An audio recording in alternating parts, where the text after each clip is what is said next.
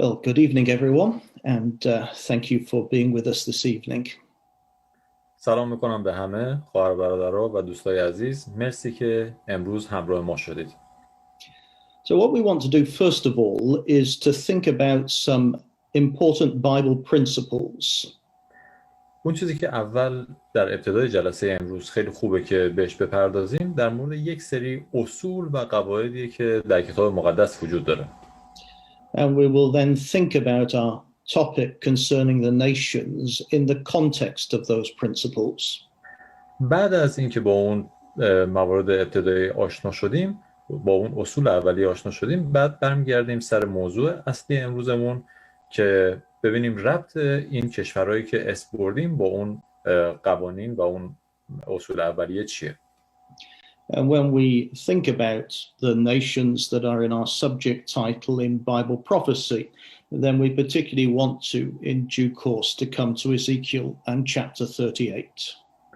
وقتی که یه نگاهی بکنیم به اسم کشورهایی که در موضوع جلسه امروزمون اومده، ناخودآگاه ذهنمون میره سمت کتاب حزقیال. Okay, so our first principle is that it has always been God's purpose to provide the opportunity of salvation to all nations. اولین چیزی که همیشه در کتاب مقدس ذکر شده و از اصول ابتدایی کتاب مقدس اینه که همیشه خدا گفته که نیت و خواسته اصلی خدا اینه که نجات و رهایی رو برای همه ملت‌ها فراهم کنه. And we say that because the Bible has a lot of information about Israel. و این دلیل اینکه اینو داریم میگیم اینه که در کتاب مقدس اطلاعات خیلی زیادی در مورد قوم اسرائیل و کشور اسرائیل برای ما آورده شده. And Israel is one of the nations in our subject title this evening. و خب همونجوری که از موضوع بحث امروزمون هم مشخصه، اسرائیل یکی از چیزایی که امروز در موردش بحث خواهیم کرد.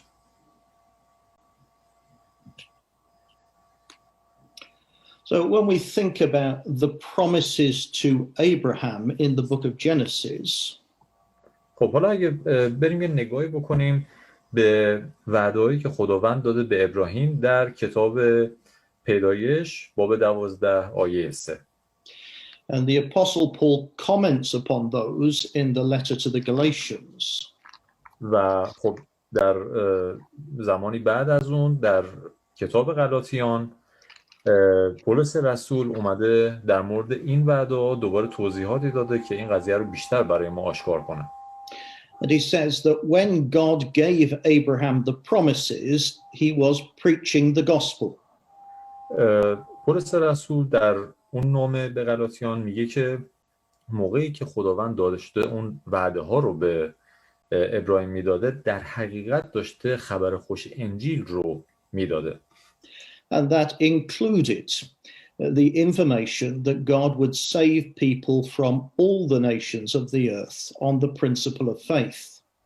و این وعده‌ای که داده شامل این میشده، یعنی خداوند میخواسته اینو بگه که خداوند تمام مردم ها رو از تمام ملت‌های دنیا شامل این قضیه میکنه که بر اساس ایمانشون بخشیده بشن و نجات پیدا کنن. And God indicated that when he said that in you, Abraham, all the nations of the earth will be blessed. و اونجایی که به ابراهیم گفته در نام تو ای ابراهیم تمام ملت‌های جهان برکت خواهند یافت، اونجا داشته این منظور خودش رو بیان می‌کرده. Now, the people of Israel were the natural descendants of Abraham, Isaac, and Jacob. همونجوری که می‌دونیم مردم قوم اسرائیل نوادگان خونی ابراهیم، اسحاق و یعقوب هستند. And God worked with them in Bible times in order to reveal his purpose and his ways. و همونجوری که در آیات کتاب مشخص هم اومده و ما به وضوح اینو میدونیم، در طول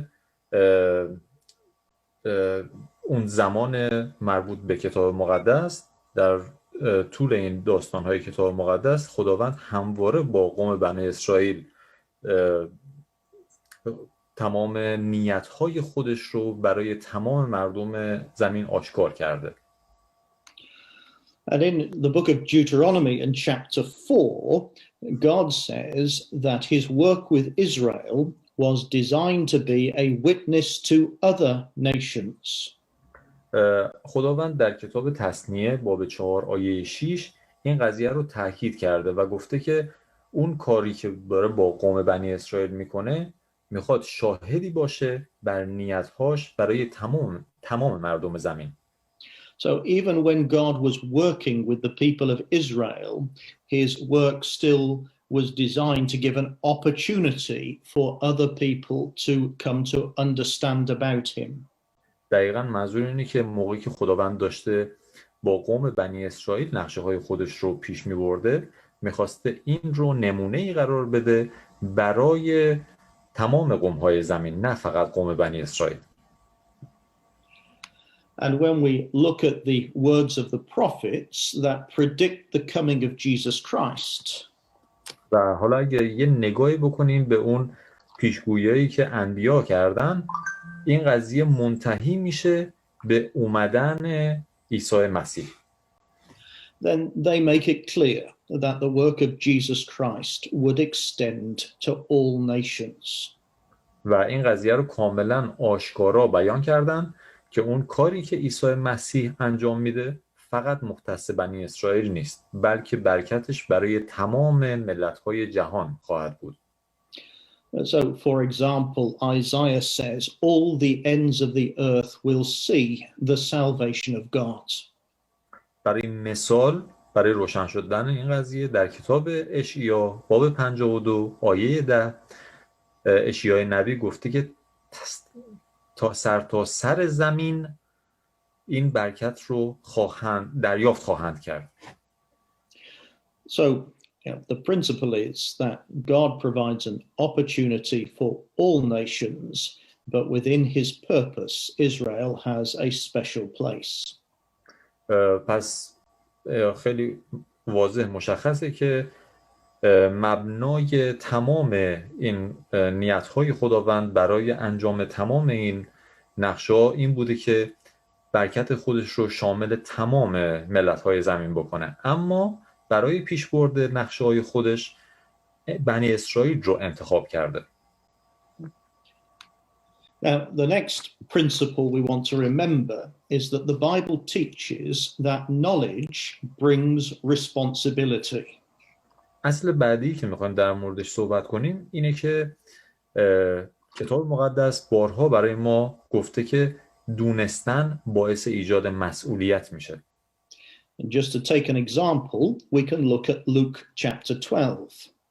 برای اینکه این قضیه واضح تر بشه میتونیم یه نگاهی به انجیل لوقا باب 12 بکنیم. And so Luke chapter 12 verses 47 and 48. اگه بریم به کتاب لوقا باب 7 Did I say 7? Baba Dabazda. لوقا 12. Luke 12, 47 and 48. کتاب لوقا باب 12 آیات 47 و 48. Okay. That servant which knew his Lord's will and prepared not himself, neither did according to his will, shall be beaten with many stripes. But he that knew not and did commit things worthy of stripes shall be beaten with few stripes. For unto whomsoever much is given, of him shall much be required, and to whom men have committed much, of him they will ask the more. در این دعایه برای ما آورده شده که غلامی که خواست اربابش را می‌داند و با این حال خود را برای انجام آن آماده نمی‌کند، تازیانه بسیار خواهد خورد. اما آن که خواست ارباب را نمی‌داند و کاری می‌کند که سزاوار تنبیه است، تازیانه کمتر خواهد خورد. هر که به او بیشتر داده شود، از او بیشتر نیز مطالبه خواهد شد. و هر که مسئولیتش بیشتر باشد، پاسخگوییش نیز بیشتر خواهد شد. So there's an example and that's Jesus Christ saying that somebody who knows more, somebody who understands more, has a greater responsibility. اینجا به وضوح برای ما آورده شده، سرورمون عیسی مسیح هم مثالی براش آورده تا این قضیه رو برای ما روشن‌تر بکنه که هر کس بیشتر میدونه مسئولیت بیشتری خواهد داشت. And we can see one application of that principle in the way in which God punished the people of Israel. و میبینیم که بر اساس همین اصل خداوند بنی اسرائیل رو مجازات کرد. That because Israel were disobedient to the things that God had revealed to them, then they had a responsibility that he punished them for their failure. دقیقاً قضیه این بود که به خاطر اینی که خداوند نقشه های خودش رو، اراده خودش رو، خواستش رو به طرق مختلف به بنی اسرائیل فهموند و اونا سرکشی کردن، به خاطر همین بود که سزاوار مجازات بودن و خداوند مجازاتشون کرد. That God expected more of Israel because he had given them greater opportunities than other nations. و خب به صورت مشخص خداوند از بنی اسرائیل انتظار بیشتری داشت، چون یه موقعیت و یه شانس خیلی بزرگی برای اونا فراهم کرده بود که اون رو بقیه ملت ها نداشتن. Steve, there's someone in the waiting room trying to get in. Now, another way in which we see that principle expressed is at the time of the return of Jesus Christ. خب مورد دیگه ای که راجع به همین قضیه بهش برمیخوریم داخل کتاب مقدس، اون موقعی که سرورمون عیسی مسیح به زمین برمیگرده. That not everybody who has ever lived will be raised to judgment. و بر اساس همین اصل تمام اون کسایی که روی زمین زندگی کردن دوباره زنده نخواهند شد. So that those people who have a responsibility to answer at the judgment seat of Jesus Christ are those who have a true knowledge of Bible teaching. و فقط اون کسایی شانس حضور در پیشگاه سرورمون عیسی مسیح رو پیدا میکنن که در زمان حیاتشون قبل از بازگشت سرورمون شناخت صحیحی از پیام خداوند در کتاب مقدس پیدا کرده باشن. And from among those people, the ones who are accepted by Jesus Christ will be given immortal life to join him as rulers in the kingdom of God. و به واسطه اون شناختی که پیدا کردن این مزیت رو خواهند داشت، این پاداش رو خواهند گرفت که اگر در پیشگاه سرورمون پذیرفته بشن به اونا زندگی ابدی داده بشه. But there will be also people living in the earth at that time who have no true knowledge of Bible teaching. اما خب در همون زمان، یعنی در زمان بازگشت سرورمون عیسی مسیح، افرادی هم هستند که هنوز زندگی میکنن اما اصلا شناختی ندارن یا شناخت صحیحی از کتاب مقدس ندارن. And some of those people will enter the kingdom of God as mortal members of the world's population. یه سری از اون افراد به عنوان افراد فانی وارد پادشاهی خداوند خواهند شد. And during the first 1,000 years of the reign of Jesus Christ, there will still be mortal people who are taught by Jesus Christ and his immortal followers. و در طول اون 1000 سالی که پادشاهی خداوند به واسطه سرورمون عیسی مسیح اداره میشه، افرادی هستند که فانی هستند ولی به واسطه افراد غیر فانی که در پادشاهی خداوند پذیرفته شدن و دستیاران و همراهان سرورمون عیسی مسیح هستند آموزش داده خواهند شد. And amongst those mortal nations, the people of Israel will be given a leading place. و بین اون ملت هایی که بین اون افرادی که هنوز بدنها و زندگی فانی دارن به بنی اسرائیلیان یا قوم اسرائیل یه جایگاه ویژه‌ای داده خواهد شد. And in order for that to be true, then Israel, who have rejected Jesus Christ for many years, must learn to accept him. و برای اینکه این قضیه صحت پیدا کنه، در عمل واقعا اتفاق بیفته، چون در کتاب مقدس این قضیه بیان شده، ابتدا باید بنی اسرائیلیا یاد بگیرن که مفهوم اصلی کتاب مقدس چیه، چون برای سالیان دراز سرورمون رو نفی کردن و بعد بتونن جایگاه ویژه‌ای در بین اون افراد پیدا کنن. Let's just see what the Apostle Paul says about that in Romans chapter 11. یه نگاهی بکنیم به کتاب رومیان باب 11 ببینیم که پولس رسول در مورد این قضیه چی برای ما ذکر کرده. Romans chapter 11 and verse 11, then Paul is speaking about Israel. در آیه 11 از باب 11 کتاب رومیان پولس رسول اومده در مورد قوم اسرائیل صحبت کرده. He says, have Israel stumbled that they should fall? By no means, but rather through their fall, salvation is come to the nations to provoke Israel to jealousy. در آیه 11 پولس رسول میگه باز میپرسم آیا لغزیدند تا برای همیشه بیفتند؟ هرگز، بلکه با نافرمانی آنان غیر یهودیان از نجات بهره مند شدند تا در قوم اسرائیل غیرت پدید آید.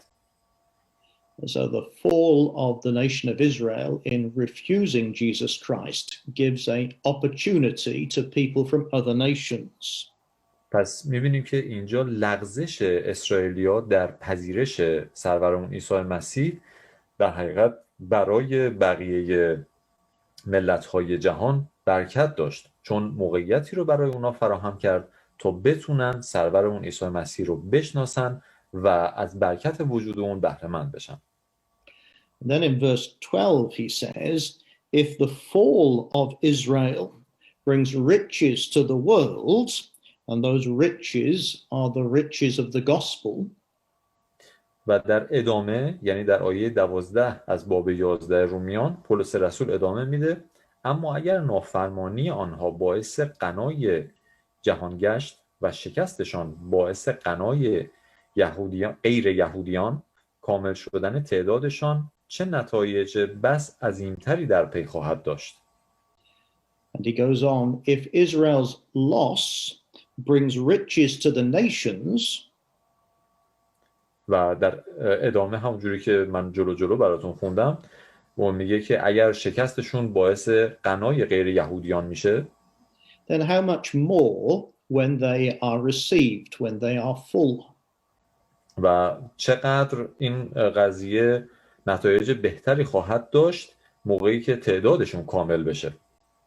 Because the time when Israel are received and accept Jesus Christ is the time of resurrection from the dead for those believers who have died.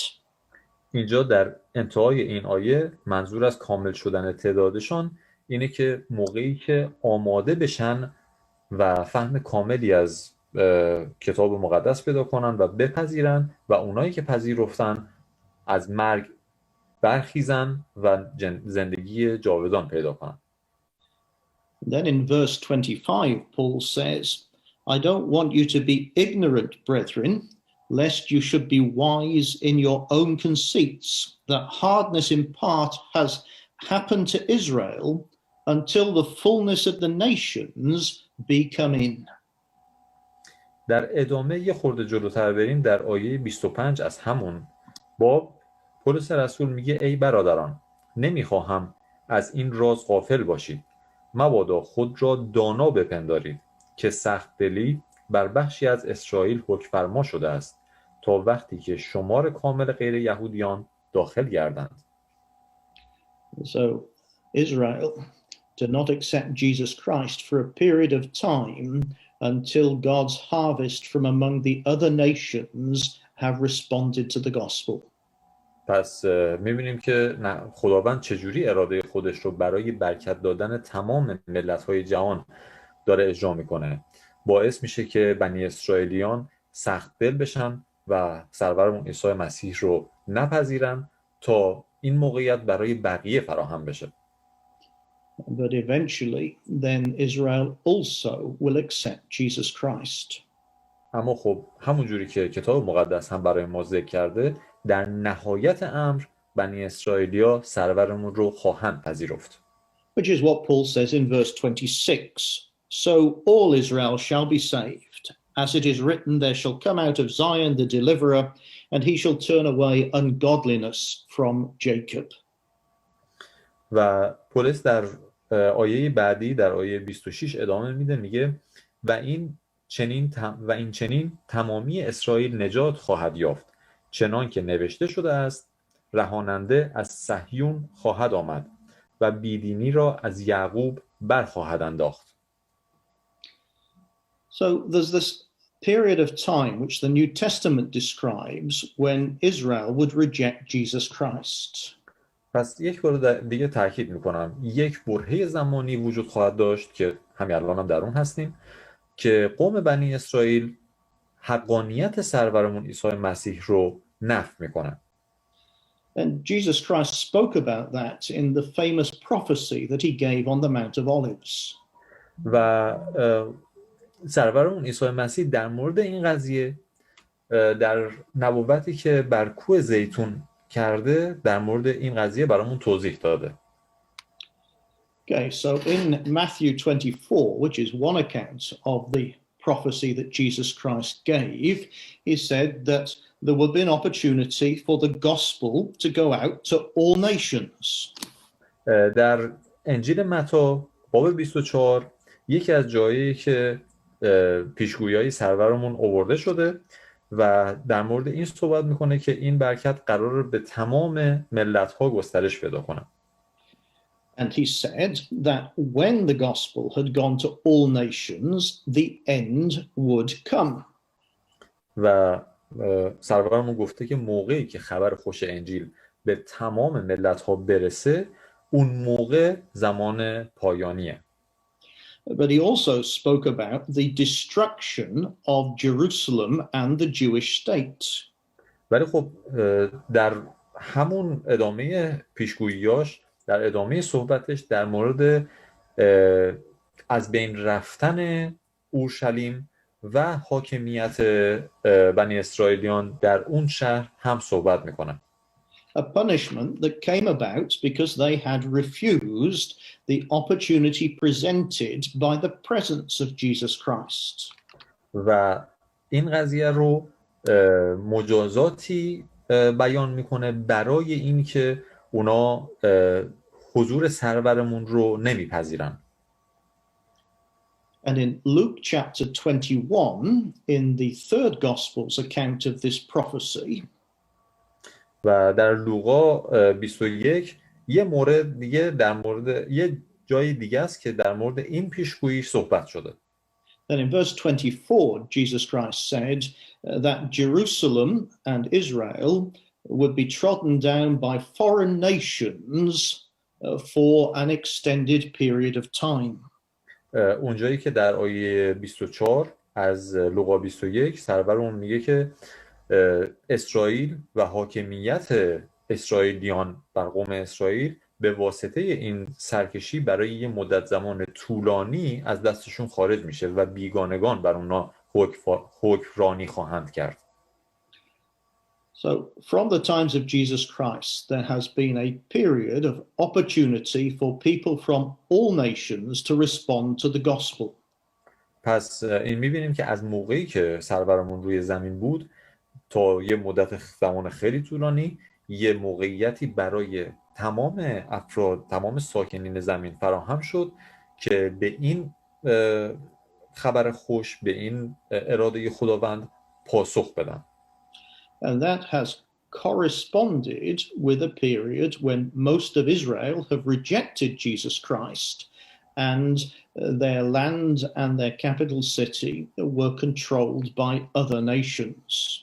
و این زمانی که داریم در موردش صحبت میکنیم مصادفه با اکثریت اون زمانی که به واسطه نفی کردن سرورمون توسط قوم بنی اسرائیل حاکمیت سرزمین خودشون از دستشون خارج شد و تحت سلطه غیر بودن.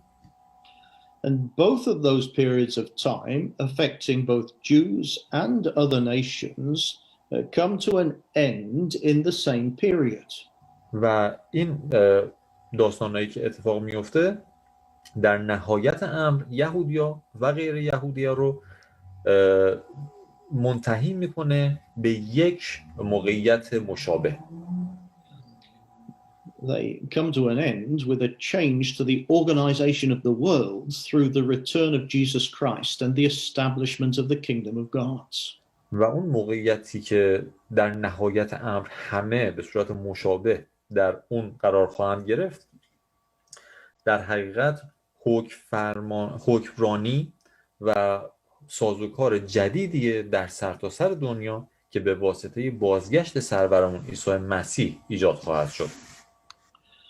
So what we find is that whenever we come to the Bible and find a passage that is talking about the end times or the time of the end, پس اینجا به این قضیه برمیخوریم که هر موقع که کتاب مقدس در آیه‌ای برای ما در مورد زمان پایانی صحبت میکنه، the end time is the time that will see the return of Jesus Christ and the establishment of God's kingdom.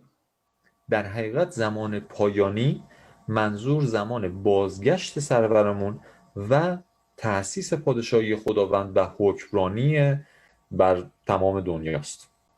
That all those passages are set in the context of the return of the Jews to the land of Israel. و می‌بینیم که تمام این پیشگویی‌ها و تمام این صحبت‌ها اونایی که مربوط به زمان پایانی میشه مصادف با بازگشت یهودیا به سرزمینشون. So chapter after chapter tell us that then the key indication that we're in the time that we'll see the return of Jesus Christ is the fact that the Jews are back in the land of Israel. و همینجور که در آیات کتاب مقدس میخونیم و میریم جلو بارها و بارها برای ما تکرار میشه که نشونه اصلی برای رسیدن زمان پایانی بازگشت یهودیا به سرزمینشونه. So in Luke chapter 21 that we were talking about, Jesus Christ says that foreign powers would control Israel and Jerusalem until a certain point. مثلا در لوقا 21 که با هم مرور کردیم سرور اون میگه که یهودیا توسط غیر یهودیا حکمرانی میشه برشون تا برسه به زمان مورد نظر، تا به یه زمان خاص. And then he goes on from that point to speak about the circumstances of the return of Jesus Christ. و در پس این قضیه در باب‌های بعدی در آیات بعدی داره بعد توضیح میده کتاب مقدس برای ما در مورد اینکه در پس آمدن سرورمون اون موقع شرایط چجوری خواهد شد. And I've just put a few example references on the screen of sections of the Bible that follow that pattern. و اون چیزی که من برای شما روی این اسلاید ذکر کردم نمونه هایی از اون آیات و باب هایی که به صورت پیوسته و ادامه دار در مورد این قضیه که تصویر کاملی رو برای ما ترسیم میکنه. Let's just use one of them as an example. Shall we go to the prophecy of Joel and chapter 3? خب یکی از اینا رو به عنوان نمونه بذاریم چیز بکنیم با هم دیگه مرور کنیم. بریم به کتاب یوئیل باب 3 Joel chapter 3 describes a battle in the land of Israel. در این کتاب داره در مورد جنگی در سرزمین اسرائیل برای ما صحبت میکنه. A battle which is resolved by the return of Jesus Christ. در مورد جنگی صحبت میکنه که به واسطه بازگشت سرورمون عیسی مسیح حل و فصل میشه. But if we look at verse 1, we can see the context. ولی اگه بیایم به آیه 1 از باب 3 کتاب جویل نگاه کنیم میبینیم که حال و هوا در اون زمان چجوری برای ما توصیف شده. In those days and in that time, when I shall bring again the captivity of Judah and Jerusalem. زیرا اینک در آن روزها و در آن زمان آنگاه که سعادت را به یهودا و اورشلیم بازگردانم. So the context for the things that the prophet describes is that Israel has returned to Jerusalem and to its ancient land. اون حال و هوایی که اینجا نبی داره برای ما در این کتاب ذکر میکنه اینه که در اون زمانی که این نبوت این پیشگویی داره کتابت میشه در کتاب مقدس نوشته میشه یا در مورد اون زمانی که داره در موردش صحبت میشه اگه بخوام بهتر بگم بنی اسرائیل به سرزمین خودشون برگشتن. Then in verse 2 then God says that he will gather all nations to come together to a certain place in the land of Israel. و در ادامه در آیه دوم خداوند داره میگه که تمام قوم ها رو به یه منطقه خاص در سرزمین اسرائیل گرد هم خواهم آورد. And that the nations will come there in order to fight. و ملت ها میان اونجا با هم دیگه جمع میشن برای جنگیدن. But God will intervene to establish his kingdom. اما خداوند پادرمیونی میکنه تا پادشاهی خودش رو تأسیس کنه. And we understand from the New Testament that God's intervention will be through the return of his son, Jesus Christ. و خب از اون آیاتی که در کتب عهد جدید برای ما آورده شده الان ما به وضوح میدونیم که خداوند به واسطه بازگشت پسرش عیسی مسیح این همه رو ختم به خیر میکنه و پادشاهی خودش رو تأسیس خواهد کرد. And we can see the same pattern in the prophecy of Ezekiel. خب یه حال و هوای مشابه در کتاب حزقیال هم مشاهده میکنیم. اگه بریم به باب 37. In Ezekiel chapter 37, there's a very famous prophecy. در باب 37 کتاب حزقیال یه پیشگویی خیلی معروفی آورده شده. And in that prophecy, Ezekiel the prophet sees a valley full of bones. و در این قسمت از کتاب حزقیال نبی یه دره‌ای رو میبینه پر از استخوان. And the prophet is told that the bones represent the whole house of Israel. و نبی داره به ما میگه که این استخوان‌هایی که تو اون رویا تو این پیشگویی داره برای ما بیان میکنه بیانگر تمامی قوم بنی اسرائیل. That Israel had been taken away into captivity. و این به خاطر اینه که اسرائیل در اون زمان در این مسیر پیشگویی که حزقیال داره برای ما بیان میکنه به اسارت برده شدن. Nationally, as a nation, they were like a dead body. و اگه به چشم یک قوم بخوایم نگاهشون کنیم در نظرشون بگیریم مثل مرده های متحرک بودن. Their independence and their national life had been taken away.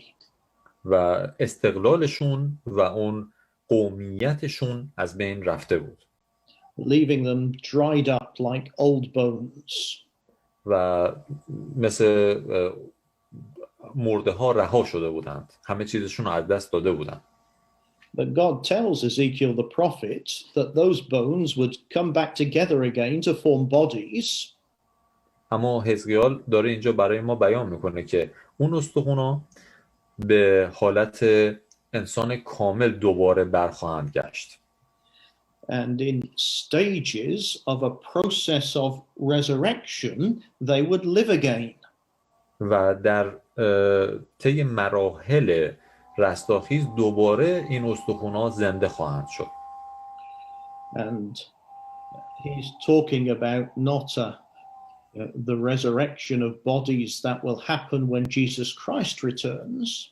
و داره در مورد برای ما در مورد اون رستاخیزی که در زمان بازگشت سرورمون اتفاق میفته صحبت نمیکنه. داره زمینه صحبتش چیز دیگه است. But he's talking about a national resurrection, that the nation of Israel becoming an independent state once more. در حقیقت اینجا این نبی داره برای ما در مورد چیز دیگه، در مورد گرد هم جمع شدن یک ملت برای ما صحبت میکنه. Now the fact that that has happened after almost 2,000 years in the last century is a very remarkable thing. و این حقیقت که بالاخره این قضیه بعد از حدود 2000 سال از اون زمان بالاخره اتفاق افتاد، یه اتفاق خیلی قابل اعتناست. It's entirely unexpected from a human point of view. و این قضیه اگه از دیدگاه انسانی بخوایم بهش نگاه بکنیم یه قضیه خیلی غیر ممکنه که بعد از تقریبا 2000 سال یه ملتی دوباره کنار هم قرار بگیره و دوباره استقلال خودشون رو به دست بیارن. That a people should survive without a country for 2,000 years. و خیلی عجیب غریبه که یه ملتی خارج از سرزمین خودشون برای تقریبا 2000 سال دووم بیارن، قومیت و ملیت خودشون رو حفظ کنن، بعد از 2000 سال دوباره کنار هم جمع بشن. And yet, after so long a time, find the resources and the opportunity to re-establish themselves as a nation once again. و در طول تمام این مدت همیشه مترصد یه فرصت باشن تا امکان این قضیه رو فراهم کنن که دوباره به عنوان یک ملت کنار هم جمع بشن. And Bible students had been expecting it long before it came to pass. و می‌بینیم که آیات کتاب مقدس خیلی قبل از اینکه این قضیه در واقع اتفاق بیفته برای ما در این زمینه سخن‌هایی گفته. So the presence of the nation of Israel is an important sign that the time for the return of Jesus Christ is near. پس از این قضیه به وضوح به این نتیجه میرسیم که گرد هم اومدن بنی اسرائیل و تشکیل ملت اسرائیل دوباره یکی از نشانه‌های خیلی واضحه برای اینکه روزهای آخر و به معنای بازگشت سرورمون عیسی مسیح نزدیکه. It sets the context for what the Bible calls the time of the end. و داره در مورد شرایط و حال و هوایی صحبت میکنه که کتاب مقدس ازش به عنوان روزهای پایانی یاد میکنه. The time of the end of the kingdom of men and the establishment of the kingdom of God. روزهایی یا دورانی که در اون پادشاهی انسان تموم میشه و پادشاهی خداوند تأسیس خواهد شد. But what we want to see now is the Bible is also remarkable in some of the details it gives us about that time. حالا میخوایم با هم دیگه بررسی کنیم یه سری از جزئیاتی که کتاب مقدس برای ما در مورد اون زمان و اون حال و هوا ذکر کرده. Things that were prophesied a long time ago which turn out to be very accurate in terms of what we are seeing in the world today. پیشگویی‌هایی که برای ما زمانهای خیلی خیلی گذشته انجام شده ولی الان بعد از گذشت سالهای طولانی تقریبا 2000 سال ما میبینیم که با جزئیات به دقت داره اتفاق میفته. Now, following on from Ezekiel 37, then Ezekiel 38 prophesies an invasion of the land of Israel. اگر در ادامه حزقیال 37 بریم به باب بعد، یعنی حزقیال 38، میبینیم که در این باب برای ما پیشگویی شده که به اون سرزمین اسرائیل یه تهاجمی اتفاق خواهد افتاد. Let's just see Ezekiel chapter 38 and verse 8. خب بریم به باب 38 آیه 8. After many days you shall be numbered. در این باب، در این آیه برای ما میگه که پس از روزهای بسیار بسیج خواهی شد. Now the words are being addressed by God through the prophet to the leader of an army. و این چیزهایی که الان خداوند داره میگه خطاب به یه سرلشکر، یه لشکره، فرمانده یه لشکره. And it describes the leader, numbering a very large army of men. و داره میگه که اون فرمانده یه لشکر بزرگ رو بسیج خواهد کرد، گرد هم خواهد آورد. And it says, the verse 8 says, in the latter years you shall come into the land that is brought back from the sword and is gathered out of many people against the mountains of Israel, which have been always waste, but it is brought forth out of the nations, and they shall dwell safely, all of them. در ادامه همون آیه، در ادامه آیه 8 از باب 38 کتاب حزقیال ادامه میده و میگه که در سالهای آخر بر ضد سرزمینی که از جنگ استرداد شده است برخواهی آمد، سرزمینی که مردمانش از میان قومهای بسیار بر کوههای اسرائیل که خرابه دائمی بوده است گرد آمدند، از میان قومها بیرون آورده شدند و همگی اکنون در امنیت به سر میبرند. So for the prophecy to be fulfilled, Israel had to be gathered from the nations and re-established in the Middle East.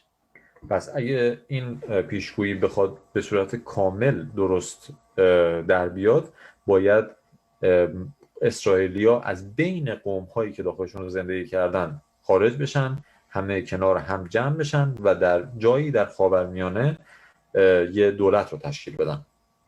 And Ezekiel 38 is one of many chapters that talks about when that has occurred, that at a certain time an invasion will come. این حزقیال 38 یکی از بسیار جاهایی در کتاب مقدسه که داره برای ما میگه که در یک زمان خاص اسرائیلیا کنار هم جمع میشن و در پس اون چه اتفاقهایی خواهد افتاد. Now, in the first 6 verses of the chapter, then the prophet lists the nations that will be involved. در 6 آیه اول این باب نبی داره یه فهرستی از اون ملت‌هایی که در این قضیه دخیل خواهند بود برای ما میگه. If you can see the slide on the screen, then the areas where those nations come from are colored in gray. اگه به اون اسلایدی که الان دارم روی تصویر نشون میدم دقت کنید، اون مکان‌هایی که اون قوم‌هایی که داخل این 6 آیه اول ذکر شده ازش میان با خاکستری براتون نشونه گذاری کردم. And they're a group of nations from north and south and east and west that are around the outside of the Middle East. و می‌بینیم که تمام این قوم‌ها در 4 جهت شرق و غرب و شمال و جنوب از خاورمیانه اینا همه دور تا دور احاطه کردن اون مکان خاص رو.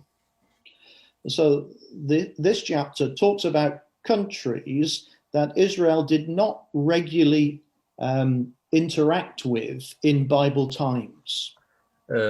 در این چپتر، در این باب داره کتاب مقدس داره برای ما اسم ملت‌هایی رو میاره که در اون زمان قوم اسرائیل خیلی باشون مراوده‌ای نداشته. Israel and the nations that it usually worked with or fought against would be in the white area in the center of the map. و اون قوم ها و اون سرزمین هایی که اسرائیل با مردمش مراوده داشته با رنگ سفید در مرکز تصویر شما الان میبینید. But Ezekiel says at the time of the end, then these nations from further away would be interested in invading the land of Israel. اینجا کتاب مقدس داره برای ما به وضوح بیان میکنه که در زمان روزهای آخر این ملت‌ها، این کشورها از دوردست متحد میشن و توجهشون جلب میشه به این قضیه که به سرزمین اسرائیل هجوم ببرن. Right. Now, in verse 2, then one of them is given as Magog, and then in verse 6, another of them is given as Gomer. در باب 6 در باب 2 یکی از اینا به اسم ماجوج ازش اسم برده شده و در ادامه در آیه 6 از قوم بعدی به اسم جومر یاد شده. Now in the time that Ezekiel gave this prophecy, they were tribes that were living in the area that we call Turkey. در اون زمانی که حزقیال نبی داشته این پیشگویی رو انجام میداده، این دوتا قوم در منطقه جغرافیایی زندگی میکردن که ما الان اونو به اسم ترکیه میشناسیم. Now, just if you're following with your Bible, keep a marker in Ezekiel chapter 38. خب یه ورقی چیزی بذارین لای حزقیال 38 بریم یه جای دیگر چک کنیم با هم. Because the first time that we read about many of these people that are described in Ezekiel 38 is in Genesis chapter 10. برگردیم به کتاب پیدایش باب 10 چون اولین جایی که کتاب مقدس در مورد این قوم ها برای ما ذکر میکنه این قسمت از کتابه. Genesis chapter 10 gives us the families that came from the sons of Noah. باب 10 کتاب پیدایش کتاب مقدس در مورد خانواده هایی که از نسل نوح بیرون میان برای ما صحبت میکنن. And in Genesis chapter 10 and verse 2, it tells us that the first sons of Japheth were Gomer, Magog and Madai. در ابتدای آیه 2 از باب 10 کتاب پیدایش ما میخونیم که 3 تا پسر اول یافس جومر، ماجوج و مدای هستند. Now, it's interesting that the Bible puts those nations together as part of a family. و خیلی جالبه که کتاب مقدس این خانواده ها رو در کنار هم قرار داده اسمشون رو.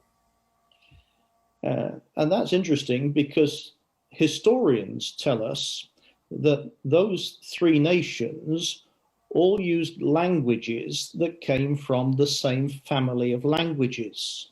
و خیلی نکته جالبتر اینه که تاریخدان ها برای ما میگن که اون 3 تا قومی که از این 3 نفر نشأت گرفتن همشون زبانهایی رو استفاده میکنن که از یک ریشه گرفته شدن. So the information that the Bible gives us right in the first book is supported by information from history.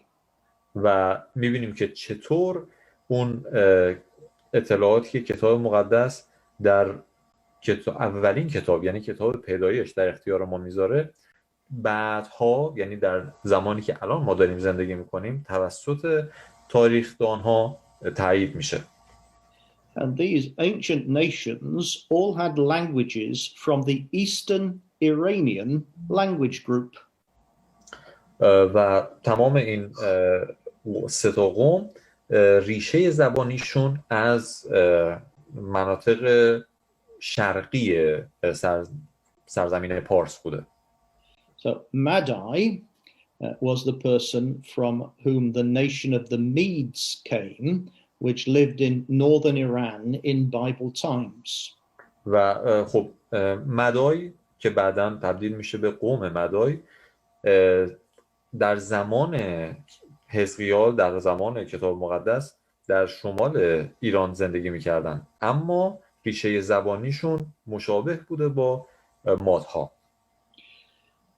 Now, Gomer was the Cimmerians and Magog was the Scythians, as they're called by English historians. در ادامه جومر و ماجوج به اسم، اگه بخوایم فارسیشو بگیم، میشه اهالی سرزمین تاریکی، یعنی جایی که کمتر خورشید بهش میخوره. این توصیفیه که در زبان انگلیسی برای این قوم ها گفته میشه.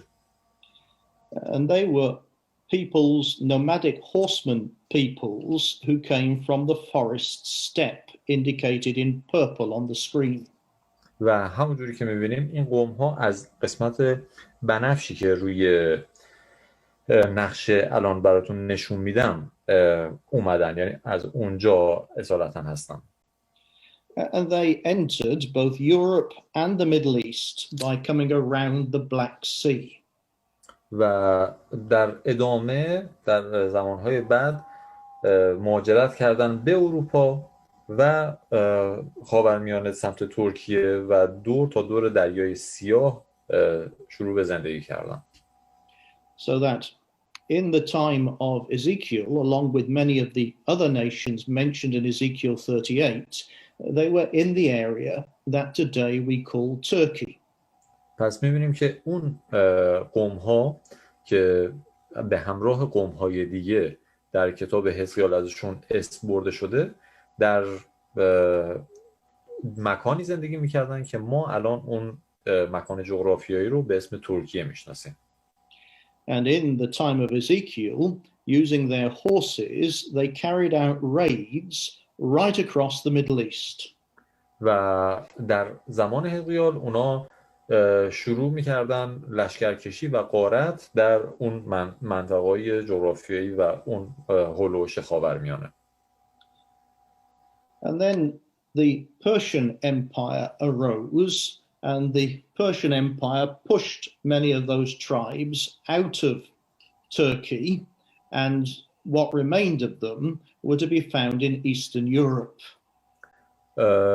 بعد که پادشاهی اسرائیل، پادشاهی پارس تأسیس شد، خیلی از این قوم‌های سرکش رو پس روند، فرستاد، یعنی اونا مجبور شدن عقب نشینی کنن به سمت اروپای شرقی و تو این منطقه، یعنی تو اروپای شرقی ساکن بشن. But Ezekiel says in the last times, then once more a major military force from these areas will invade the land of Israel as they did in Bible times. ولی حزقیال داره داخل نبوت خودش تو پیشگویی که داره برای ما میکنه، میگه که همین قوم ها از سمت اروپای شرقی همون جوری که در زمان کتابت کتاب مقدس به اسرائیل حمله کردن، در روزهای آخر هم دوباره هجوم میارن به اسرائیل. Now, it's interesting that only one Scythian language, only one of the languages of Magog, has survived to be spoken in the modern world. ولی خب خیلی جالبه که فقط یکی از اون سه تا زبونی که با هم دیگه یعنی ذکر کردم براتون، زبون ماجوج، الان هنوز در دنیای مدرن زنده مونده و هنوز کسانی هستن که به این زبون زندگی میکنن. And it's the language that they speak in North and South Ossetia. و چیزیه که زبونی که در جنوب دریای شمال افراد در ناحیه گرجستان دارن با اون زبان صحبت میکنن. And the people in this area speak Ossetian as their first language and Russian as their second language. و جالب اینه که با زبان ستیان دارن صحبت میکنن و زبان دومشون در حقیقت چیزه، در ترجمه زبان میشه زبان اسکیت، زبان دومشون روسیه. And North Ossetia is in Russia and South Ossetia is in Georgia. و اسکیت شمالی داخل کشور روسیه قرار میگیره و جنوبیش داخل قلمرو گرجستان. It's interesting that when the Scythian tribes that Ezekiel describes came into Europe and the Middle East, they arrived starting in that part of the world.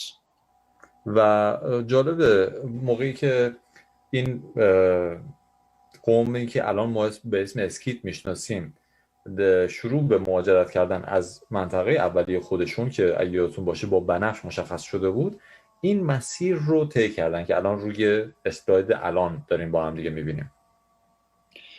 And in the course of a number of centuries they occupied Turkey. و در طی اون مهاجرت که طی چندین قرن داشتن، اول اومدن کشور ناحیه جغرافیایی ترکیه رو اشغال کردن. They traveled through Eastern Europe. و بعد رفتن سمت شرقی اروپا. And eventually when their power reduced and they were pressured by other peoples, و در نهایت هم موقعی که یه خورده قدرتشون تضعیف شد و توسط فرمانرواهای دیگه عقب رونده شدن، they ended up back in Russia, just further north than where they started. مجبور شدن دوباره به سمت شمال و بعد دوباره به سمت شرق برن نزدیک تقریبا همون جایی که ابتدا ازش اومده بودن. And the Scythians came later than the Cimmerians. و این قوم اسکیت بعداً در منطقه کریمه، در منطقه‌ای که الان به اسم کریمه میشناسیم ساکن شدن. And the Scythians conquered the Cimmerians and what was left of the Cimmerians became absorbed into the Scythian people. و بعد که رفتن داخل اون منطقه ساکن شدن، هر چیزی که هر قومیتی که اونجا زندگی میکرده همه با این قوم یکی شدن، یعنی با همدیگه تقریبا متحد شدن، قرقاتی شدن. And for a long time they were ruled over by a group called the Royal Scythians.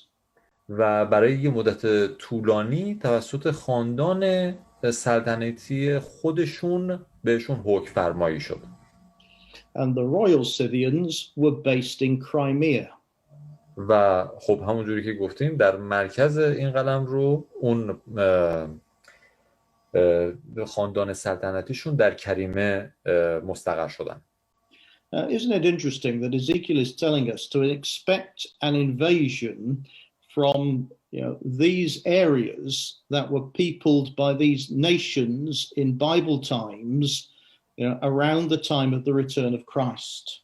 و خیلی جالب به نظر میرسه که کتاب مقدس داره پیشگویی میکنه برای ما که از ملتی باید انتظار حمله داشته باشیم که در این ناحیه جغرافیایی زندگی میکنن، در صورتی که در زمان زندگی حزقیال و نوشتن کتاب اصلا جای دیگه ای بودن.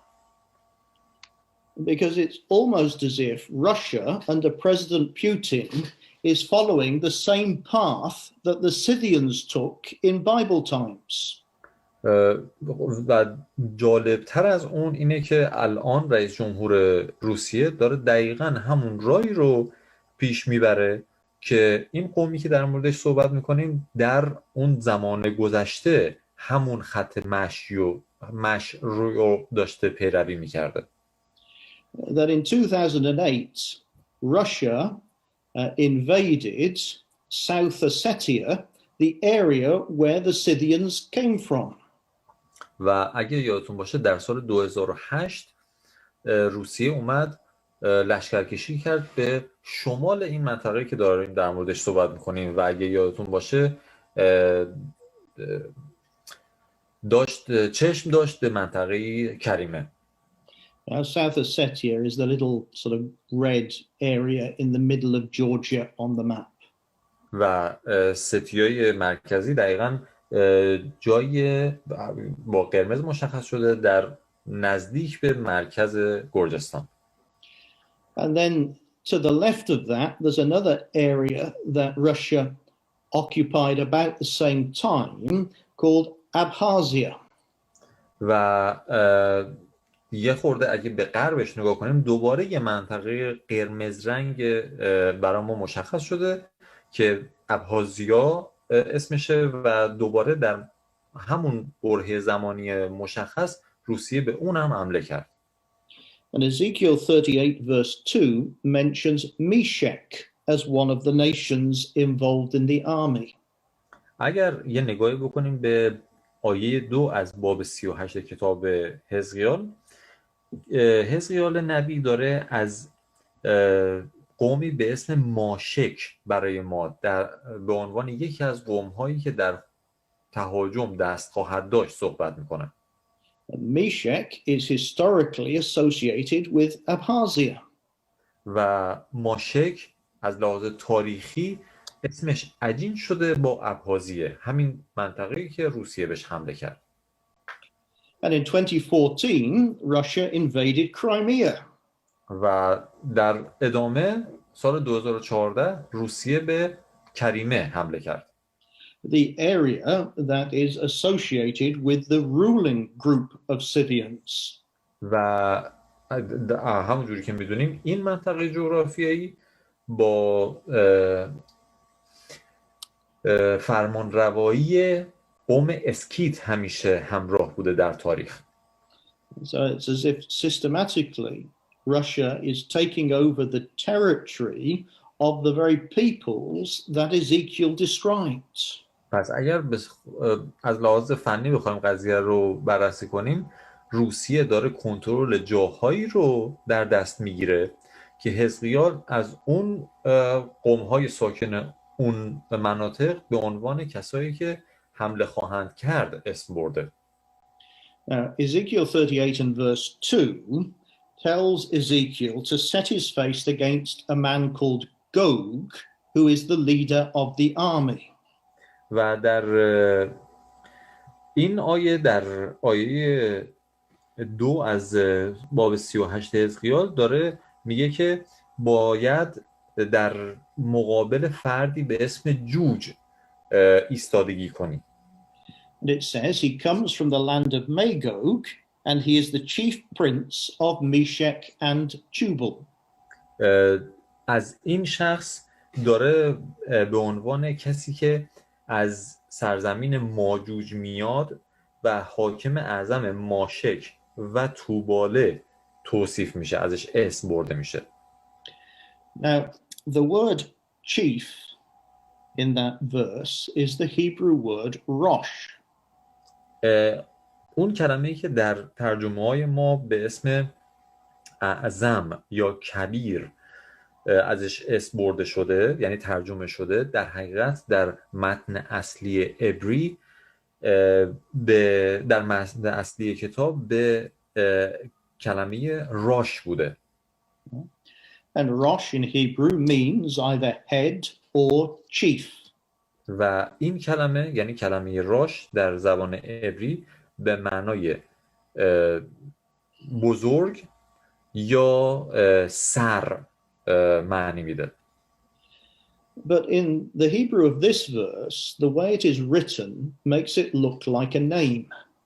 اما اونجوری که کتاب مقدس برای ما در محتوای این آیه آورده بیشتر به این قضیه شبیه که از این کلمه به عنوان اسم استفاده کرده باشه.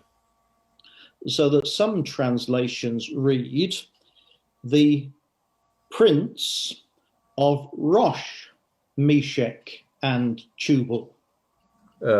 به خاطر همین در بعضی از ترجمه ها به جایی که بنویسن حاکم اعظم ماشک و توبال می نویسن حاکم راش، ماشک و توبال. And many historians connect that word Rosh with the people who became known as the Russians. و خیلی از تاریخ‌دان‌ها اون کلمه راش رو عجین میدونن با اسم ملتی که الان کشور روسیه رو تشکیل دادن. So Ezekiel is giving us a clue that around the time of Christ's return, the Russians will lead an invasion into the land of Israel. پس میبینیم که حزقیال داره برای ما در کتاب خودش داره پیشگویی میکنه که در روزهای آخر در زمان بازگشت سرورمون تهاجمی از سمت کشور روسیه به سرزمین موعود خواهد شد. And he mentions places that Russia has been involved in very recent times. و دقیقاً داره برای ما اسم مکانهایی رو ذکر میکنه که اخیراً روسیه با اونا درگیر بوده، یه جورایی پاش اونجا اثر پاش اونجا هست. And Ezekiel also mentions nations joining this army who we could easily imagine connecting with Russia for an invasion of Israel. و همچنین حزقیال اسم قوم‌هایی رو برای ما آورده که خیلی راحت میتونیم تصور کنیم که چطور متحد هستند یا چطور مربوط هستند به روسیه. Countries like Iran, in this chapter named as Persia in verse 5, some of Israel's most serious enemies. و مثلا کشوری به اسم پارس، همون ایران خودمون، که میدونیم دستش تو دست اسرائیل روسیه است و چطور متحد میشه تا به اسرائیل حمله بشه. But if Russia is going to fulfill this prophecy, because most of the tribes mentioned lived in the area we call Turkey at the time of the prophecy. خب حالا اگه قرار روسیه باعث بشه که این پیشگویی محقق بشه، به واقعیت بپیونده، باید یه جوری باشه که اون سرزمینی که به اسم ترکیه میشناسیم هم یه جوری در این قضیه پاش وسط بیاد. We would expect Russia to control in some way the area of Turkey as well. ما خیلی اینجوری به نظر میرسه که یه جورایی روسیه کنترل بخشی از مناطق ترکیه یا مناطق اطراف اون رو در دست بگیره. And Turkey has an interesting relationship with Russia in our modern times. و همونجوری که میدونیم ترکیه تو سالهای اخیر یه ارتباط خیلی دوستانه و جالبی با روسیه برقرار کرده. At times they've been enemies. Right now they seem to be friends. یه زمانی بوده که اینا دشمن بودن، اما در حال حاضر به نظر میرسه که خیلی هم با هم روابط دوستانه‌ای دارن. But here's an analysis from the Arab news. اینجا با هم دیگه یه تحلیلی داریم از اخبار عرب نیوز. Comes from March of this year, and it says a clash between the unlikely allies of Turkey and Russia will certainly happen. داخل این تحلیل این روزنامه میگه که اون برخورد بین اون همسایگان یعنی ترکیه و روسیه حتما اتفاق خواهد افتاد.